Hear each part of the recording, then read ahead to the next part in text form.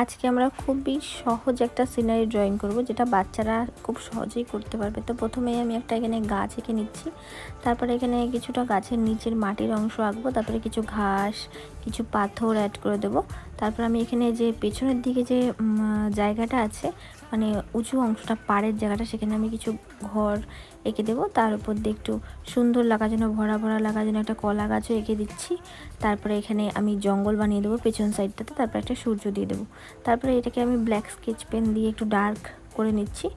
Dark করে নেওয়ার জন্য তোমাদের বুঝতে সুবিধা হবে, যারা বিগিনার আছে তারা কিন্তু অবশ্যই এটাকে স্কেচ পেন দিয়ে আউটলাইনগুলোকে আবারও এঁকে নিও।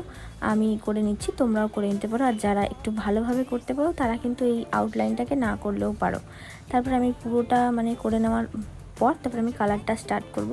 এখানে কিন্তু আমি খুবই ইজিভাবে কালারটা করেছি, আর কালারটা খুবই সুন্দর হয়েছে। অবশ্যই তোমাদের ভালো লাগবে, লাস্ট পর্যন্ত দেখো। তো আমি এখানে প্রথমেই রেড আর অরেঞ্জ কালারটা দিয়ে এখানে আমি সূর্যটাকে করে নেবো। তারপরে অরেঞ্জ কালারটা সূর্যের চারিদিকে দিয়ে এখানে আমি ডিপ ইয়েলো কালারটা সূর্যের অরেঞ্জ কালারের পরে দেবো। তারপরে একদম যে লেমন ইয়েলো কালারটা আছে ওটা দিয়ে বাদ বাকি অংশটা করে দেবো। তারপরে আমি যেরকম করি সবসময় গাছের দিকে যাই আকাশের পরে, আজকে আর জলে গেলাম না, আজকে গাছের দিকে গেলাম, গাছের কালারগুলো করে নেব। তো গাছের কালার করতে যেরকম আমি করি সবসময় ডিপ গ্রিন কালার আর লাইট গ্রিন কালার আর লেমন ইয়েলো কালারটা দিয়ে গাছগুলোকে করে নিচ্ছি। সেমভাবে পিছনের জঙ্গলটাকেও আমি করে নেব। তারপরে আমরা জলের দিকে যাব। আর জলের দিকে আগে তোমরা না গেলেও পারো, কেননা জলটা আজকে তো খুব একটা লাইট কালারের হবে না, ডার্ক কালারেরই হবে। কেননা আকাশের রিফ্লেকশনটা যেহেতু সবসময় জলের উপরে পড়ে, তাই জন্য আকাশের রিফ্লেকশনটা একটু ডার্কই হবে আজকে। যেরকম আকাশটা আমরা বানিয়েছি, একটা গোধূলি টাইপের একটা আকাশ বানিয়েছি, সানসেট টাইপের, তাই জন্য এটা একটু ডার্ক শেডের হবে। তাই জন্য তোমরা আগে না করলেও পারো, তোমরা বাদ বাকিগুলো করে নেবে। এখানে আমি গাছটা করে নিচ্ছি ব্রাউন কালার দিয়ে। প্রথমে আমি যেই ডেপথ এরিয়াগুলো যে আছে ওগুলোতে আমি ব্রাউন কালার দিয়ে দিচ্ছি, তারপরে ইয়েলো অকার কালারটা দিয়ে ভালোভাবে ব্লেন্ড করে নিচ্ছি। তারপর একটু সাদা কালার দেবো হাইলাইটের জন্য।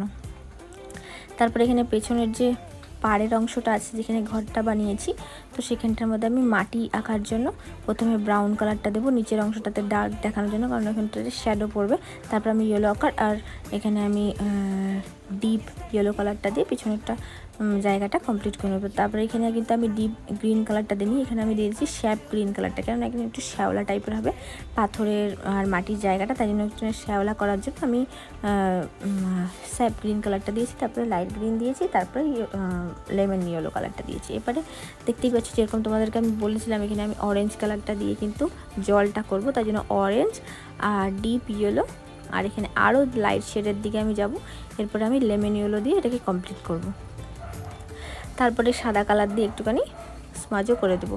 তারপর এখানে আমি হাইলাইটের জন্য ভালোভাবে সাদা কালারটাকে ইউজ করে পাথরের দিয়ে গেলাম। পাথরের কালারটা আমরা মাটির কালারের মতনই করব, প্রথমে ব্রাউন দিয়ে তারপর ইয়েলো অকারটা দিয়ে দেবো। আর যেহেতু চালে আমরা খড় দিয়েছি, তাই জন্য খড়ের মতো কালার দিয়ে দেবো।